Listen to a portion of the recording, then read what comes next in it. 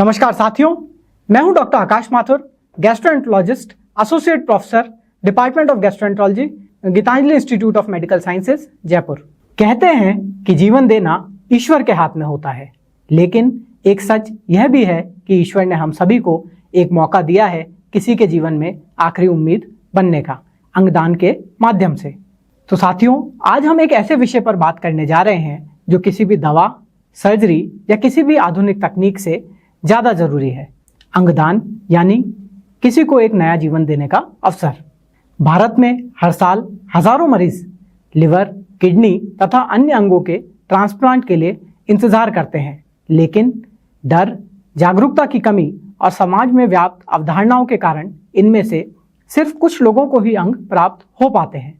आज हम इन्हीं मिथकों पर चर्चा करेंगे और जानेंगे कैसे एक व्यक्ति का एक छोटा सा निर्णय किसी का जीवन बदल सकता है। आज हमारी इस चर्चा में हमारे साथ शामिल हो रहे हैं doctor Sahil Gupta, liver transplant surgeon, doctor Kulbhushan, liver transplant surgeon, एवं doctor Rohit Garg, gastroenterologist, doctor Akash Mathur, gastroenterologist. Doctor Sahil, हम आपसे जानना चाहेंगे कि समाज में एक अवधारणा है कि डॉक्टर ऑर्गन डोनर बनने पर डॉक्टर मरीज को बचाने के लिए पूरा प्रयास नहीं करेंगे। बहुत ही उम्दा सवाल है, क्योंकि लोगों को इस बारे में बहुत ही भ्रांति रहती है। डॉक्टर आकाश, पहले बात मैं ये बता रहा हूँ, डॉक्टर का पहला कर्तव्य अपने पेशेंट के लिए है।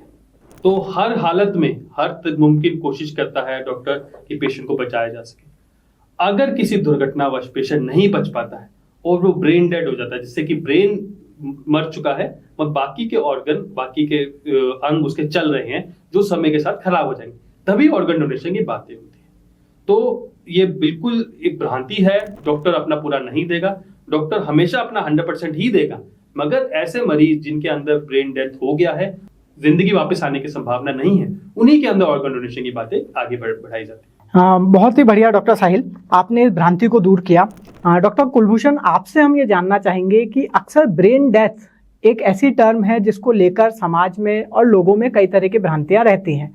तो आपसे समझना चाहेंगे कि आखिर ये ब्रेन डेथ होती क्या है और क्यों ब्रेन डेथ के बाद अंगदान एक जीवन को बचाने का सुनहरा अवसर होता है जिसे हमें खोना नहीं चाहिए। ब्रेन डेथ बेसिकली लोगों को लगता है कि कोमा ब्रेन डेथ जैसा है, पर कोमा और ब्रेन डेथ में डिफरेंस है। कोमा में क्या होता है कि ब्रेन का कुछ पार्ट खराब होता है, बाकी ब्रेन ठीक रहता है और वो रिवर्सिबल प्रोसेस है। बट ब्रेन डेथ में क्या होता है कि पेशेंट का ब्रेन इरिवर्सिबली डैमेज हो गया, मतलब वापस से सही नहीं होगा, बट उसके जो बाकी ऑर्गन्स हैं वो कुछ समय के लिए वायबल होते हैं, like heart, kidney, lungs, liver. तो इन ऑर्गन्स को हम लोग ट्रांसप्लांट के लिए यूज कर सकते हैं।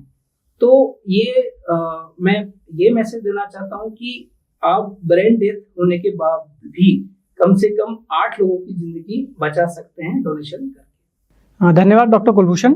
और अक्सर एक गैस्ट्रोएंटरोलॉजिस्ट के रूप में हमारे पास भी ओपीडी में मरीज आते हैं और एक जो आमतौर पे सवाल उनसे हमें सुनने को मिलता है वो ये रहता है कि किन कंडीशंस में मरीज को लिवर डोनेशन की जरूरत पड़ती है या फिर कब लिवर ट्रांसप्लांट किया जाना चाहिए। तो दोस्तों, आज इस मंच के माध्यम से मैं बताना चाहूँगा कि कुछ लिवर की ऐसी परिस्थितियाँ होती हैं जैसे advanced liver cirrhosis, acute liver failure, जिसमें कि लिवर इस हद तक क्षतिग्रस्त हो जाता है कि उसका नॉर्मल काम करना अब संभव नहीं हो पाता है तथा दवाइयों से उसका निराकरण या फिर उसको ठीक करना भी संभव नहीं होता है। ऐसे में हमें लिवर ट्रांसप्लांट का रुख करना चाहिए और किसी के द्वारा डोनेट किया गया लिवर का कुछ हिस्सा भी उस मरीज के लिए एक नई जिंदगी, एक नई उम्मीद लेके आता है। खैर डॉक्टर साहिल, आपकी तरफ आते हैं।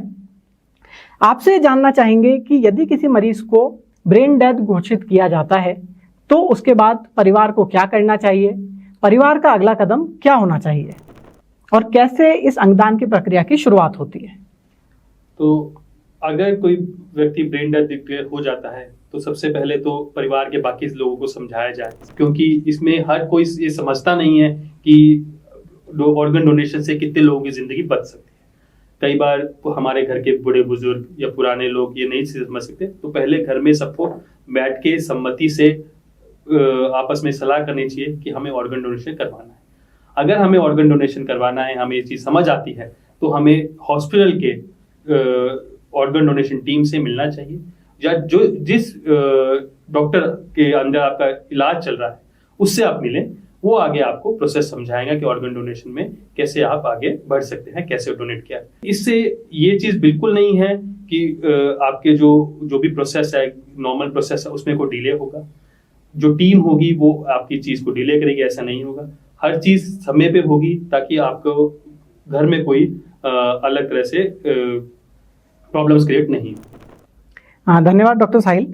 डॉक्टर रोहित, आपसे जानना चाहेंगे कि क्या उम्र या पहले से मौजूद बीमारियां अंगदान में बाधा बनती है या हर व्यक्ति का निर्णय मेडिकल जांच के बाद अलग से लिया जाता है? क्या एक मैक्सिमम उम्र होनी चाहिए ऑर्गन डोनेशन के लिए? तो बहुत बड़ी भ्रांति भी है लोगों में कि एक उम्र के बाद लीवर ट्रांसप्लांटेशन या फिर अन्य ट्रांसप्लांटेशन नहीं किए जा सकते हैं। तो इसका जो निर्णय है वो डेफिनेटली किसी स्पेशलिस्ट मेडिकल टीम के द्वारा ही किया जाता है। इसमें भिन्न प्रकार की जांचें की जाती हैं, हर एक ऑर्गन की अलग अलग जांचें की जाती हैं और मेडिकल टीम के द्वारा ही वो निर्धारित किया जाता है कि कोई व्यक्ति ऑर्गन ट्रांसप्लांटेशन के लिए उपयुक्त है या नहीं है। अगर कोई व्यक्ति ऑर्गन ट्रांसप्लांटेशन करना चाहता है, इच्छा रखता है करने की, तो उसको स्वयं ही अपने आप को अयोग्य नहीं समझना चाहिए। इसके लिए कुछ जांचें करवानी चाहिए, पहले विशेषज्ञ मेडिकल टीम से मिलना चाहिए एंड सारा निर्णय उस पर छोड़ देना चाहिए। डॉक्टर कुलभूषण, क्या अंगदान की प्रक्रिया में शरीर विकृत हो जाता है और क्या इससे अंतिम संस्कार की प्रक्रिया में कोई बाधा आती है या कोई परेशानी आती है? इस मिथक के पीछे का सच क्या है? आप डोनेशन एक इस तरह से मान लीजिए कि आप एक पेट की नॉर्मल सर्जरी करवाने गए, तो जिस तरह पेट की सर्जरी में होता है कि बाहर से सिर्फ स्टिच दिखते हैं, अंदर क्या किया क्या नहीं किया वो आपको बाहर से पता नहीं चलता है। सेम ऑर्गन डोनेशन में होता है कि बाहर उसका डॉक्टर लोग उस पेशेंट की गरिमा, उसकी फैमिली की गरिमा, उसका धार्मिक जो रूल्स हैं उनका बहुत ध्यान रखते हैं और कुछ भी ऐसा काम नहीं करते हैं ताकि उसके इस चीज में उसको नुकसान हो। तो बाहर से पेशेंट बिल्कुल नॉर्मल दिखता है, सिर्फ स्टिच लाइन है वो आपको दिखेंगे, बाकी कोई क्षति कोई लॉस नहीं होता है। बाकी आपके हाथ पैर आंख नाक सब नॉर्मल बाहर से दिखते हैं। बहुत से लोग अक्सर हम लोग देखते हैं ओपीडी में काफ़ी मरीज आते हैं और लिविंग लिवर डोनेशन को लेके लोग डरते हैं और हमसे पूछते हैं कि डॉक्टर साहब क्या ये सेफ है? तो मुझे लगता है आज इस मंच के माध्यम से मैं ये भी बताना चाहूँगा कि लाइव लिविंग डोनर ट्रांसप्लांट यानी कि यदि आप अपना अंग किसी को दान कर रहे हैं जीवित रहते हुए तो वो बिल्कुल सेफ है। अच्छे सेंटर्स पे अच्छे सर्जन्स के हाथ में इनके रिजल्ट्स बहुत अच्छे हैं और लिवर एक ऐसा अंग होता है जो खुद को रीजनरेट कर लेता है। तो कुछ हफ्तों में ही आपका डोनेट किया हुआ लिवर जो रेसिपिएंट में गया है वो भी, और जिसने अपना लिवर का पार्ट अपना डोनेट किया है उसके लिए भी लिवर का आकार बढ़ जाता है और वो सामान्य अपना फंक्शन कर सकता है। तो यदि आप जीवित रहते हुए भी लिवर का एक हिस्सा डोनेट कर रहे हैं तो ये आपके लिए पूर्ण रूप से सुरक्षित है। डॉक्टर कुलभूषण, आपसे जानना चाहेंगे कि भारत में आज सबसे बड़ी चुनौती क्या है? अंगों की कमी, जागरूकता की कमी या अंगदान से जुड़े मिथक, और इन्हें दूर करने के लिए समाज को क्या करना चाहिए? डॉक्टर आकाश, बहुत अच्छा सवाल है और मेरे को लगता है इस टाइम पे जो सबसे बड़ी जो प्रॉब्लम है ऑर्गन डोनेशन में वो जागरूकता की कमी है और कुछ मिथ्स है। ऑर्गन तो काफ़ी अवेलेबल है बट लोग ऑर्गन डोनेशन करना नहीं चाहते। उनको एक तो जागरूकता नहीं है कि उनको पता ही नहीं है कि वो इतना इम्पोर्टेंट है। वो चाहें तो 8 लोगों की ज़िंदगी बचा सकते हैं और लाइफ में अच्छा नाम बना सकते हैं। दूसरा, बहुत सारे मिथ्स हैं। उनको ये भी लगता है कि डॉक्टर्स हैं या जो मेडिकल टीम है इस चीज़ का दुरुपयोग कर सकती है। उनको कई धार्मिक भ्रांतियां हैं, वो भी इस चीज़ से उनको दूर ले जाती हैं।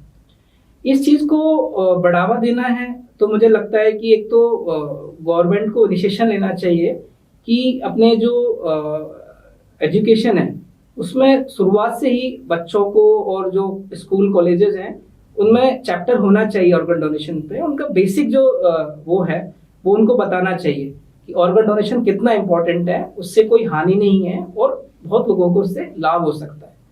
दूसरा, मुझे लगता है कि जो हमारे सो कॉल्ड सेलिब्रिटीज हैं जिनके बहुत फॉलोअर्स हैं उनको भी इस चीज़ में सामने आना चाहिए और लोगों को मैसेज देना चाहिए, क्योंकि उनकी बात बहुत अच्छे से सुनी जाएगी और आई थिंक वो इस तरह का कुछ मैसेज देंगे उसको पॉजिटिवली बताएंगे तो लोग इसके बारे में जागरूक होंगे। थर्ड वन, मुझे लगता है कि रेगुलरली गवर्नमेंट को कुछ ना कुछ प्रोग्राम्स कराते रहने चाहिए बीच बीच में, ताकि लोगों को इसके बारे में पता चले और भ्रांतियां कम हो। और फोर्थ वन है कि जो डोनेशन कर रहा है उसको लगता है कुछ ना कुछ इंसेंटिव जो है गवर्नमेंट को देना चाहिए, उससे भी ये चीज बढ़ाई जा सकती है। चलते चलते डॉक्टर साहिल, आपसे जानना चाहेंगे कि आज जो लोग हमारा ये कार्यक्रम देख रहे हैं, यदि वह अंगदान का संकल्प लेना चाहते हैं तो उन्हें पहला कदम क्या उठाना चाहिए? बहुत लोग अंगदान करना चाहते हैं मगर उनको पता नहीं करें कैसे रजिस्टर करें उस चीज के बारे में। तो इस पॉडकास्ट के एंड पे आपको एक क्यूआर कोड हम प्रोवाइड करेंगे, जो भारत सरकार का बनाया हुआ क्यूआर कोड है, जो कि एक नेशनल पोर्टल की तरह काम करता है। उसमें आधार कार्ड से और फोन नंबर से आप अपना डोनर रजिस्ट्रेशन कर सकते हैं, और जो ऑर्गन अंग आप देना चाहते हैं उसमें उस चीज के लिए पूरी इंफॉर्मेशन है। उसके बाद वो आपको सर्टिफिकेट रिपोर्ट देगा, जो भारत सरकार की साइट पे भी अपलोड होगी और जो आपके पास भी आएगा, जो कि आपका पहला कदम होगा ऑर्गन डोनेशन रजिस्ट्रेशन के। और साथ में मैं ये चाहूंगा, अगर हमारा पॉडकास्ट सफल होता है, आप अपने दोस्तों से भी डिस्कस करें, डेली मरा में भी डिस्कस करें कि ऑर्गन डोनेशन की कितनी जरूरत है लोगों को, और हम सबको ऑर्गन डोनेशन के लिए रजिस्टर करना चाहिए। तो साथियों, हमारे जीवन का अंत तो हम नहीं रोक सकते, लेकिन किसी और के जीवन का अंत हम जरूर रोक सकते हैं। तो आज ही अपने परिवार से अंगदान के ऊपर चर्चा कीजिए। आपका एक निर्णय कई लोगों की जिंदगी बदल सकता है। अंगदान महादान है।